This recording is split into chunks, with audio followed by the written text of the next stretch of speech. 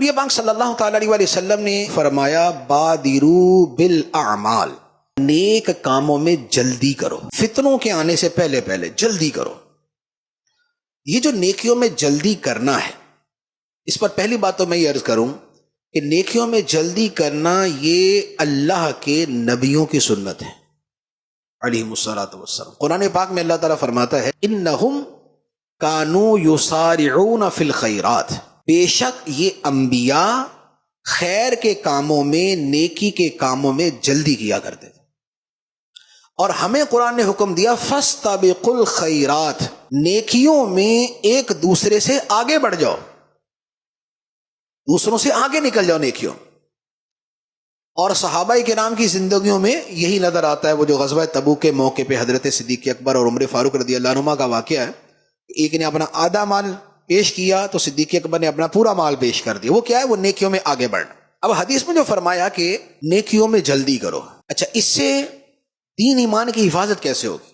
نیکیوں میں جلدی کرنے سے دین ایمان کی حفاظت کیسے ہوگی؟ پہلی بات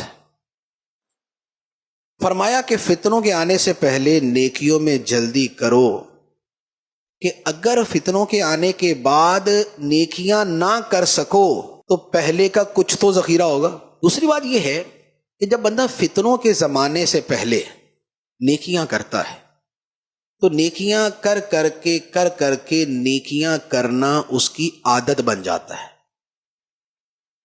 اور جب کوئی شے عادت بن جاتی ہے تو پھر اگرچہ ماحول بدل جائے آدمی تب بھی اس عادت پہ عمل کرتا رہتا ہے۔ اور اگر پہلے سے عادت نہیں ہوگی تو معمولی سا عذر، بڑا مائنیوٹ قسم کا جو ریزن ہوگا نا، اس کی وجہ سے بھی بندہ عمل چھوڑ دیتا ہے۔ تو جب تک کوئی شے عادت نہیں بنے گی تب تک اس پر استقامت نہیں ملے گی۔ تو نیکیوں میں جلدی کرو، نیکیوں کی عادت بناؤ، تاکہ اگر دوسرا کوئی زمانہ آ جائے تو تب بھی تم نیکیاں کر سکو، اگر کوئی مشکل رکاوٹ آ بھی جائے تب بھی کر سکو۔ اس لیے جو شخص بڑا پکا نمازی ہوگا، ایسا نماز کا شوق رکھنے والا، وہ بیمار بھی ہو جائے گا تب بھی نماز پڑھے گا۔ وہ بستر میں بھی لیٹا ہوگا تو مسئلہ پوچھے گا کہ وہ جی نماز لیٹ کے پڑھنے کا طریقہ کیا ہے؟ لیکن کیا یہ ہو سکتا ہے کہ ایک بندہ نماز پڑھتا ہی نہ ہو اور وہ بیمار ہو جائے تو آ کے مسئلہ پوچھے مفتی صاحب نماز کیسے پڑھنی؟ سوال ہی پیدا نہیں ہوتا۔ اچھا اسی طرح جس میں نماز کا شوق نہیں ہے وہ پڑھ لیتا ہے لیکن اتنا شوق نہیں ہے، جیسے بیمار ہوگا چھوڑ دے گا، سفر پہ جائے گا وقت مل گیا تو پڑھ لے گا، نہیں ملا تو چھوڑ دے گا۔ کیوں؟ اس لیے کہ عادت نہیں۔ تو نیکیوں کی عادت اگر ڈال لے، نیکیوں کی عادت ڈال لیں تو پھر خواہ فتنوں کا زمانہ آ جائے یا علاقہ تبدیل ہو جائے، بہر صورت نیکیوں کی رغبت اور نیکیوں کا عمل اس کا باقی رہے گا۔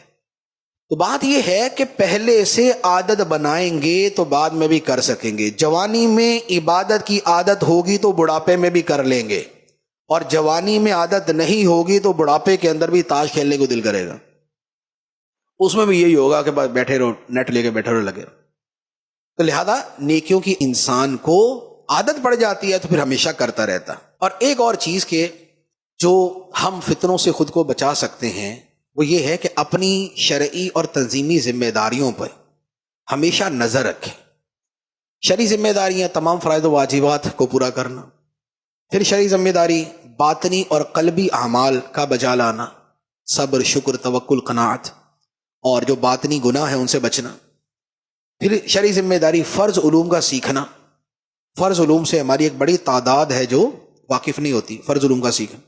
پھر شرعی ذمہ داری اولاد کی تربیت اور گھر والوں کی تربیت، اور اسی طرح شرعی اور تنظیمی ذمہ داری کہ جو نیکی کی دعوت کے کام ہیں ان پر اپنی پوری توجہ رکھنا۔